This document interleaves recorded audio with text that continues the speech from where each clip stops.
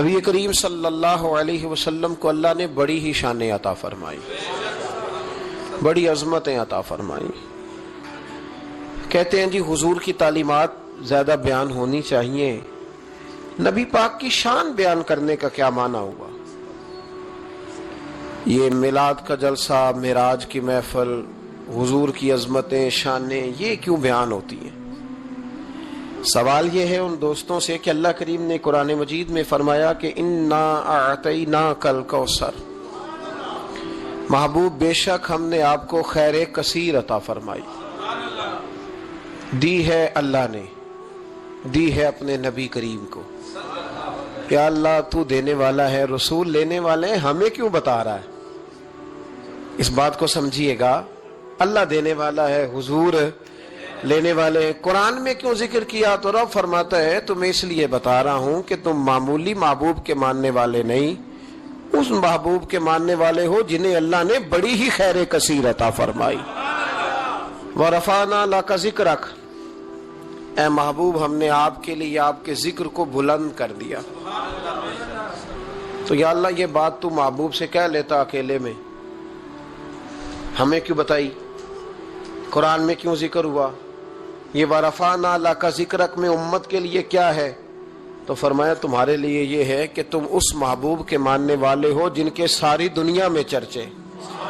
اعلیٰ حضرت فرماتے ہیں عرش پہ تازہ چھیڑ چھاڑ، فرش پہ طرفہ دھوم دھام، کان جدھر بھی لگائیے تیری ہی داستان ہے، کان جدھر بھی لگائیے تیری ہی داستان۔ تو نبی کریم علیہ السلام کی عظمتوں کا بیان، حضور کی شانوں کا بیان، نبی پاک کے تذکرے وہ اس لیے ہیں تاکہ امت مسلمہ سر اٹھا کے جیے۔ تو یہ شرمندہ ہو کے جو لوگ باتیں کرتے ہیں نا، معاذ اللہ کمزوری دکھاتے ہیں، یہ اس کمزوری کو دور کرنے کا بہترین علاج یہ ہے کہ ہر گلی میں، ہر کوچے میں، ہر نگر میں میرے مصطفیٰ کی عظمتیں بیان کی جائے۔ ایک زمانے تک یہ جو دہریے قسم کے لوگ تھے نا، عقل کے پجاری، ایک زمانے تک یہ کہا کرتے تھے کہ حضرت سلیمان علیہ السلام کا تخت ہوا میں کیسے اڑتا تھا؟ 80 من اس کا وزن تھا تو وہ ہوا میں کیسے اڑتا تھا جی؟ کچھ لوگ اس پہ بیٹھے ہوتے تھے پھر بھی وہ ہوا میں اڑتا تھا۔ ہمارے اس زمانے کے علماء اس کا جواب دیتے تھے، وہ تخت جی ہوا میں کیسے اڑتا تھا؟ بڑا اعتراض ہوتا تھا، بڑی اس پر باتیں ہوتی تھیں۔ اب نہیں آپ سنتے ہوں گے کوئی بات، کیوں بھلا؟ اب ہر روز جہاز اڑتا ہے اور اس تخت سے زیادہ وزن لے کے اڑتا ہے۔ 500 550 سواری ہوتی ہے، ہر سواری کا 2 من وزن بھی ہوتا ہے۔ اور جب پائلٹ اعلان کرتا ہے نا کیبن سے کہ ہم 38,500 فٹ کی بلندی پہ جا رہے ہیں، تو کوئی شخص اعتراض نہیں کرتا۔ اب چھوڑ گئے حضرت سلیمان پہ تخت پر اعتراض کرنا، اس لیے کہ سارے اوڑ کے آتے جاتے ہیں۔ اب ذرا ٹھہر گئے، اب یہ ٹینشن ختم ہو گئی کہ حضرت سلیمان کا تخت کیسے اٹھتا تھا۔ پھر ایک نیا اعتراض شروع ہو گیا، الم تر کیف فعل ربک باصحاب الفیل، کہ اتنا چھوٹا سا کنکر اور اتنا چھوٹا سا ابابیل اور اتنے بڑے ہاتھی کو کنکر مارے تو اتنے سے کنکر سے ہاتھی کیسے مر جاتا ہے؟ بڑی پریشانی تھی بھئی، کنکر چھوٹا، ہاتھی بڑا، کیسے مر گیا؟ پھر اللہ نے فضل کیا تو بندوق کی گولی ایجاد ہو گئی۔ کہنے لگے نہیں پریشر سے لگے تو ہاتھی ماری جاتا ہے۔ اب اس کے بعد دوبارہ اس بات پر اعتراض نہیں کرتے۔ پہلے کہتے تھے کہ انسان کیسے جاتا ہے، کیوں کر جا سکتا ہے، ممکن کیسے ہے، یہ مطلب کیسے ہو گیا، معراج کیسے ہوئی؟ تو پھر ایک بندہ چاند سے تو ہو آیا ہے، اور جس نے وہ بندہ چاند پہ اتارا ہے اس نے کہا ہے کہ یہ آخری منزل نہیں، اس سے آگے بھی انسان جا سکتا ہے۔ تو میرے مصطفیٰ کریم نے فرمایا تم تو اب جانے کی باتیں کرتے ہو نا، جہاں تک میں ہو آیا ہوں تم سوچ بھی نہیں سکتے۔ کوئی رہ فلک اتے یار گیا، کوئی جا سدراتے ہار گیا، ایک کالیاں زلفاں والا سی جڑا لنگ عرشاں تو بھی پار گیا۔ فرمایا تم نہیں نہ جا سکتے، تم کچی باتیں، کمزور باتیں۔ اور ایک اور بات میں آپ کو عرض کروں، نبی کریم علیہ السلام کے لیے کام اتنا مشکل نہیں تھا جتنا قوم سمجھتی ہے نا۔ وہ ہمارے اپنے کچھ نادان دوست ہیں، اپنی عقل چھوٹی ہوتی ہے تو وہ اس عقل میں کیا آئے گا، اتنی کچھ چیز ہوتی ہے اس میں اتنا سامان آتا ہے نا، تو اپنی عقل چھوٹی ہوتی ہے تو بجائے اس کے کہ وہ ایمان لے آئیں اللہ کی حکمتوں پر، وہ عقل کے ترازو پر چھوٹی سی عقل کو پریشان کرتے ہیں۔ چھوٹا سا دماغ ہوتا ہے، ہر وقت ٹینشن میں رہتے ہیں، وہ جی کیسے گئے، کس طرح کر کے گئے۔ تو میں کہتا ہوں نبی کریم کے لیے یہ مسئلہ ہی کوئی نہیں، حضور کے لیے یہ کوئی مسئلہ؟ حضور فرماتے ہیں میں تو اس وقت بھی نبی تھا. یہ ترمذی میں ہے, ترمذی ہے, سیاستہ کی حدیث ہے. یہ سمجھیں گے دین ہے, یہ عقیدہ ہے, اس کو سمجھا کریں. فرمایا میں تو اس وقت بھی نبی تھا جب آدم علیہ السلام کی مٹی گوندی جا رہی تھی. تو محبوب تو پہلے بھی ان سارے نظاروں کو جانتے ہیں, ہر چیز حضور کی نظر میں ہے. اور اس کے بعد بھی, اس کے بعد کا جو ماحول ہے وہ بھی انوکھا ہے. وہ ایک صاحب تھے, مجھے کہنے لگے کہ وہ جی حضور تو گئے تھے, حضرت جبریل لے کے تھے پروں پہ بٹھا کے.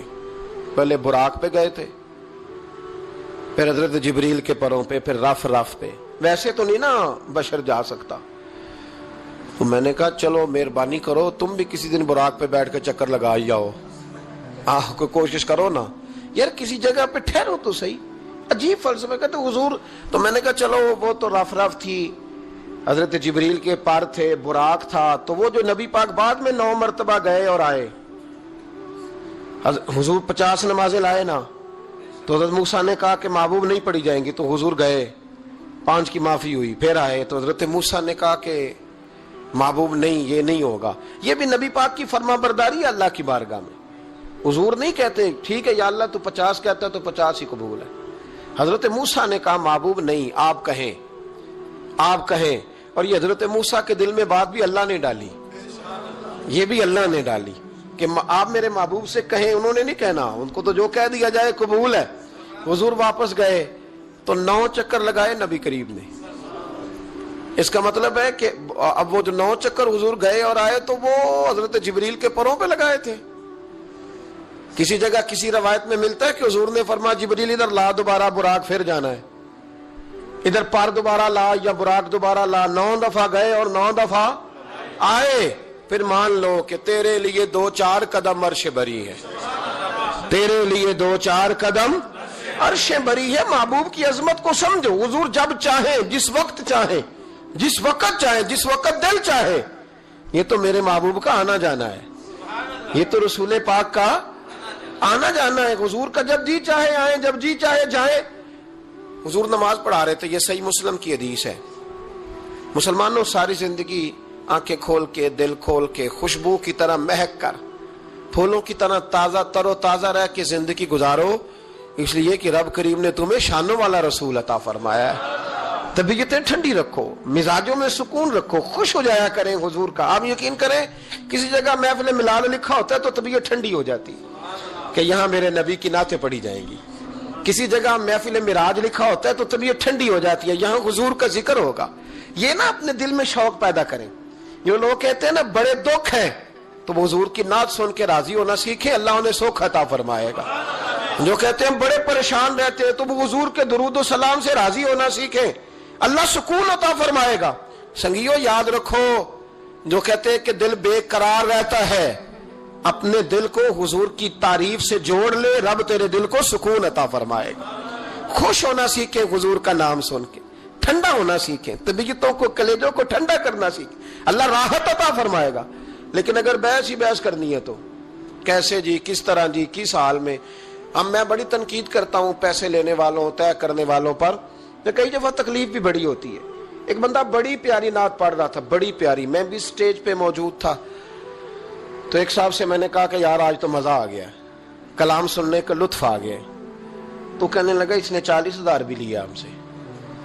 تو میں نے کہا یار ٹھیک ہے, اگر اس نے لے ہی لیا ہے نا تو تمہیں بحث کرنے کی کیا ضرورت ہے. جتنی اچھی وہ نعت پڑھ رہا ہے نا, میرے خیال میں 40,000 بھی تھوڑا ہے, اس کو زیادہ دینے چاہیے تھے. اور اگر اس نے لے لیے, اب دے دیے, تو اب بحث کرنے کی کیا ضرورت ہے. اب تو مزہ لینا چاہیے کہ میرے نبی کا ذکر کر رہا ہے.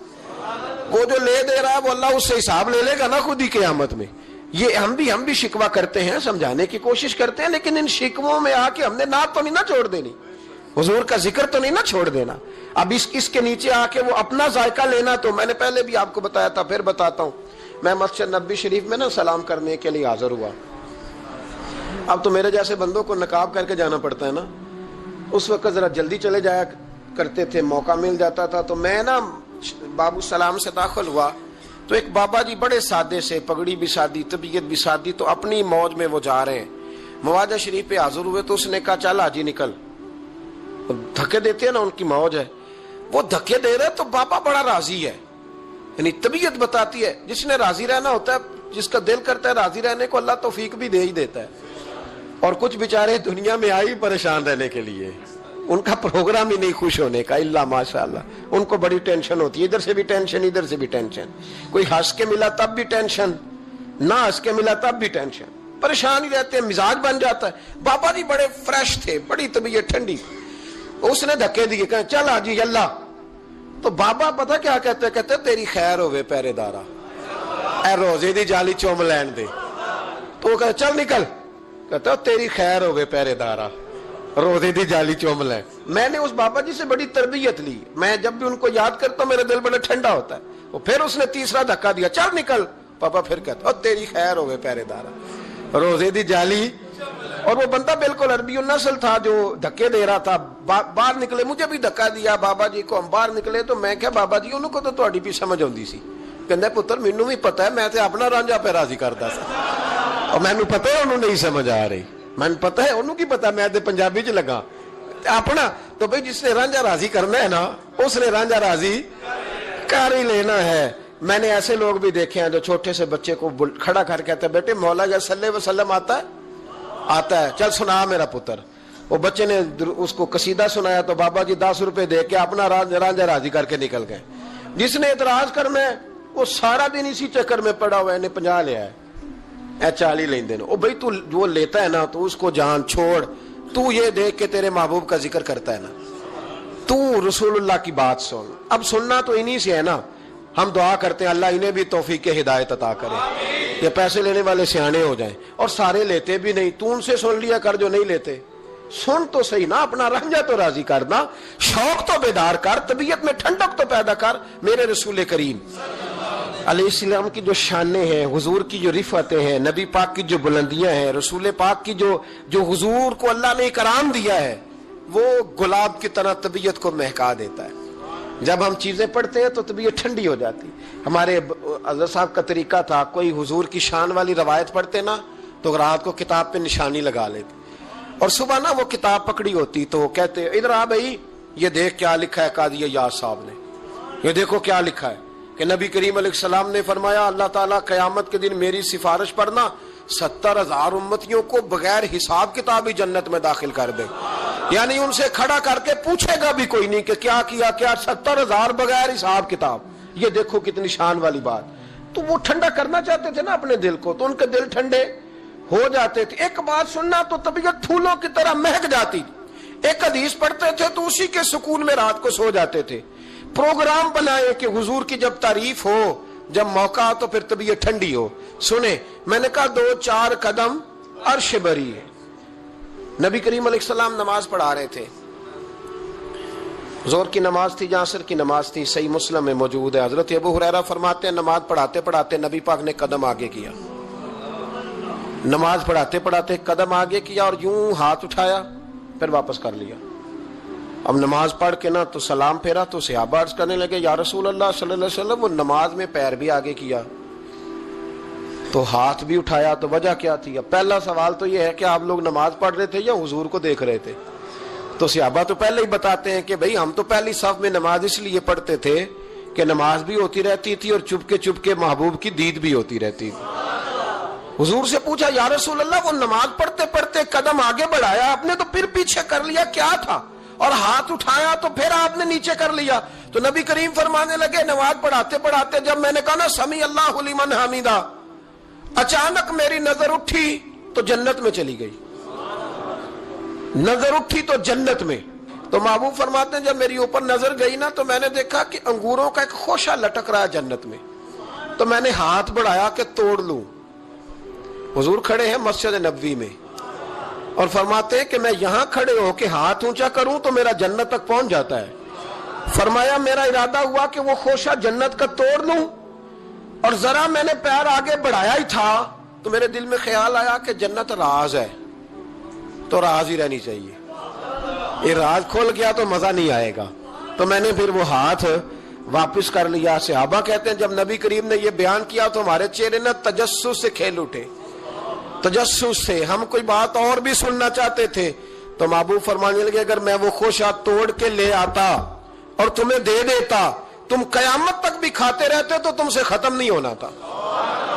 یہ صحیح مسلم کی حدیث ہے. او بھائی میرے رسول کریم کے واقعہ معراج پہ شکوہ کرنا, کہنا سمجھ میں نہیں آتی کیسے گئے تھے, تو جو چاہے تو ہر شب ہو مثال شب اسرا. نبی کریم صلی اللہ تعالی علیہ وسلم فرماتے میں ام ہانی کے گھر میں سویا ہوا تھا, کوئی آنے والا آیا, اس نے مجھے جگایا, اور جو لفظ ہیں حدیث میں بڑے شاندار ہیں. محبوب فرمانے لگے, جبریل امین کہنے لگے یا رسول اللہ چلیے, رب آپ کی ملاقات کا شوق رکھتا ہے, اللہ آپ کی ملاقات کا شوق.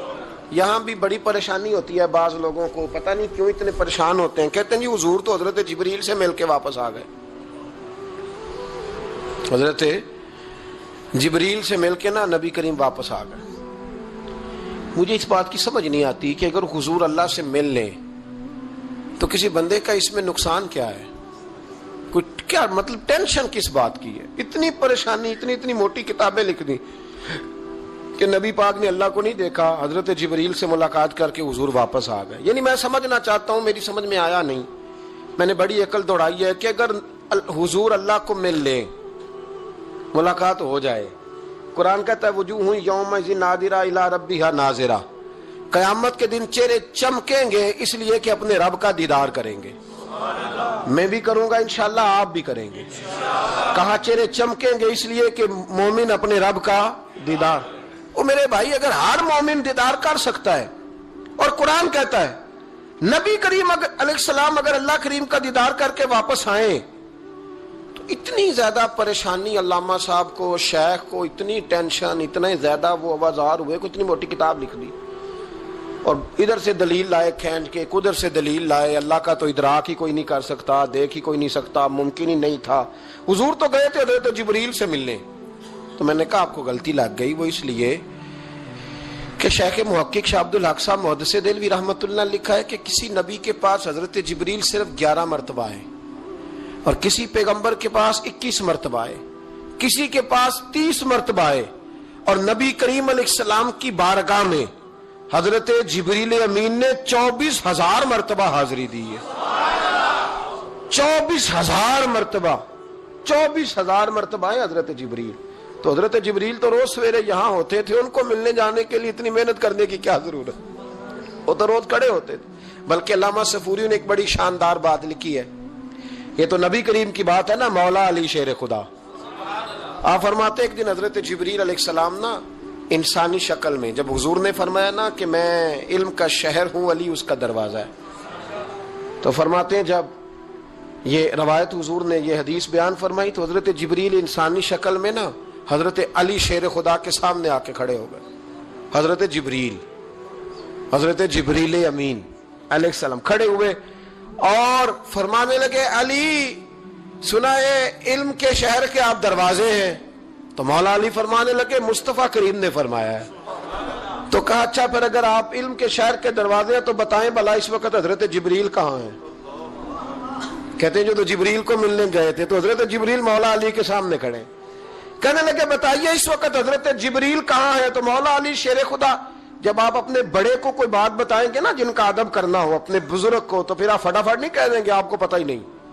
یہ مسئلہ ہے, بزرگوں کو آپ نے کو بات سمجھانی ہو تو الفاظ کا چناؤ, اور یہ بھی ہمیں شیر خدا نے ادب بتایا ہے, الفاظ کا چناؤ شاندار ہونا چاہیے, لفظ بڑے زبردست تشکیل پانے چاہیے, جملوں کی ترتیب بڑی مؤدبانہ ہو. حضرت جبریل امین نے پوچھا کہ بتائیے علی اس وقت حضرت جبریل کہاں ہے. تو حضرت مولا علی شیر خدا نے پہلے اوپر دیکھا, میری طرف دیکھنا, پہلے اوپر دیکھا, پھر نیچے دیکھا, پھر پیچھے دیکھا, پھر آگے دیکھا, دائیں دیکھا, بائیں دیکھا.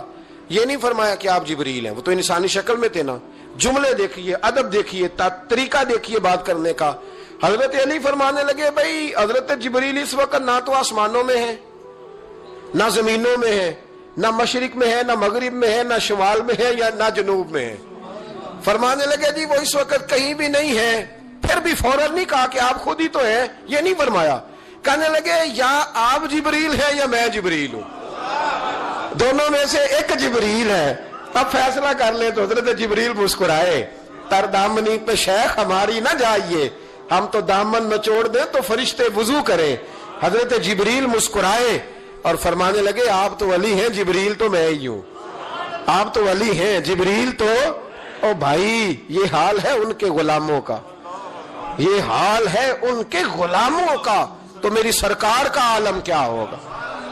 کہتے ہیں جی حضور گئے اور مل کے نا حضرت جبریل سے تو واپس آ گئے، تو میں نے کہا اب نہ پریشان ہو، اگر حضور اللہ سے میل بھی لے تو آپ کا فائدہ ہی ہے، نقصان کوئی نہیں، آپ کا کوئی نقصان ہے، کوئی نقصان نہیں۔ نبی کریم علیہ الصلوۃ والسلام تو فرماتے ہیں جب رب کریم نے کہا نا السلام علیکہ ایھا النبی، معراج کی رات، السلام علیکہ، یہ جو تحیات آپ پڑھتے ہیں یہ معراج کا تحفہ ہے۔ جب کہا نا السلام علیکہ ایھا النبی، اے نبی آپ پر سلامتی ہو، حضور فرماتے ہیں رب نے میرے سامنے مجھے بٹھا کر کہا، سامنے، یا رسول اللہ آپ نے رب کو دیکھا؟ فرمایا رأیت ربی بأحسن صورۃ، میں نے رب دیکھا ہے اور بڑی سونی صورت میں دیکھا ہے، بڑی سونی صورت میں سامنے بٹھا کے کہا السلام علیکہ ایھا النبی ورحمۃ اللہ وبرکاتہ، محبوب آپ پر سلام ہوا میرے نبی، رحمت ہو برکت ہو۔ تو حضور فرماتے رب نے تو مجھے سلام کہا تھا، میں نے کہا نہیں، السلام علینا وعلی عباد اللہ الصالحین، یا اللہ جتنے بھی میری بات مان کے نماز پڑھے ان سب پہ بھی سلام بھیج، تیرا تو فائدہ ہو رہا ہے رب رسول کی ملاقات میں۔ السلام علینا وعلی عباد اللہ الصالحین، اے اللہ جتنے بھی صالح لوگ ہیں ان سب پر سلام ہو، ان سب پر۔ تو یہ تو معراج میں تیری میری بات۔ علامہ اسماعیل حقی رحمۃ اللہ علیہ فرماتے ہیں کہ 90,000 باتیں کی اللہ تعالیٰ نے اپنے نبی سے معراج کی رات، ملاقات بھی ایک رات کی اور 90,000 باتیں۔ اور علامہ اسماعیل حقی فرماتے ہیں کہ رب کریم نے فرمایا محبوب 30,000 نہ ساری امت کو بتانا، حضور نے بتائی آ کے 30,000، اس میں نماز بھی ہے، اتحیات بھی ہے، حضرت بلال حبشی کا مقام بھی ہے۔ نبی کریم نے یہ بھی فرمایا کہ میں نا معراج کی رات محل بھی دیکھ آیا ہوں، اس پر عمر بن خطاب کا نام بھی لکھا ہوا ہے۔ 30,000 باتیں حضور نے آ کر بیان فرمائیں اور کہا محبوب 30,000 باتیں نا خاص خاص لوگوں کو بتانی، خاص خاص کو۔ ہر بندے کا ہاضمہ درست نہیں ہوتا، وہی سالن کھا کے کچھ کہتے ہیں بڑا مزہ آیا، کچھ کہتے ہیں ساری رات نیند ہی نہیں آئی، حالانکہ معاملہ ہوتا ہے ہاضمے کا۔ ہر آدمی درست ہاضمہ نہیں رکھتا، تو لوگ ہاضمہ صحیح کرانے کی بجائے سامنے والے کی ہانڈی صحیح کراتے رہتے ہیں، اس کو کہتے رہتے ہیں کہ تو لہسن زیادہ ڈالا کر، او بھائی تو اپنے ہاضمے پہ تھوڑی محنت کر، صبح واک کیا کر، دہی شہی کھایا کر، پھر بھی نہ ٹھیک ہو تو صبح شامی سب گول استعمال کیا کر، اس کے چھلکے سے فائدہ لے، کہ سارا اعتراض سامنے والے کی ہنڈیا پہ ہی ہے۔ نبی کریم صلی اللہ علیہ، یہ جو ہاضمہ خراب ہو جاتا ہے پھر بندہ ٹینشن لیتا ہے، کہتا ہے نہیں جبریل سے ملے تھے، اللہ کا دیدار ہی نہیں کیا، وہ تو بس خواب کا معاملہ تھا، خواب میں گئے تھے، خواب میں۔ بھائی میں آپ سے کہتا ہوں کہ میں نے رات کو خواب دیکھی ہے پاکستان کا صدر بن گیا، تو آپ کو کوئی پریشانی ہے؟ کیونکہ خواب میں امریکہ کا بھی بن جاؤں تو آپ کو کیا ٹینشن ہے؟ خواب جو ہوئی، حضور اگر فرماتے میں خواب میں گیا ہوں تو کسی کافر کو کوئی پریشانی ہوتی تھی؟ کیوں کچی باتیں کرتے ہو؟ خواب والی بات ہی کوئی نہیں۔ اور کہاں قرآن پاک میں آیا کہ خواب میں سیر کرائی؟ سبحان الذی اسریٰ بعبدہ، بندہ خاص کو سیر کرائی۔ کچھ پنجابی کے لوگ اتنی شاندار باتیں کرتے ہیں کہ مضمون سمیٹ دیتے ہیں۔ ایک درویش نے کہا تھا سی معراج ایک راز، سی معراج فاوحیٰ الی عبدہ ما ہوا، ہم نے اپنے بندہ خاص سے باتیں کی جو بھی کی، کہا سی معراج ایک راز محبتاں دا نہیں سی ہر ایک دی سمجھ وچ آਉਣ والا، کچھ کہندے نے بند دروازے سن، گیا کیویں سی عرش تے جان والا، تے ابر دخل کیے تھے عقل دا اے جانے جان والا یا لے جان والا۔ تو اتنا کیوں پریشان ہے؟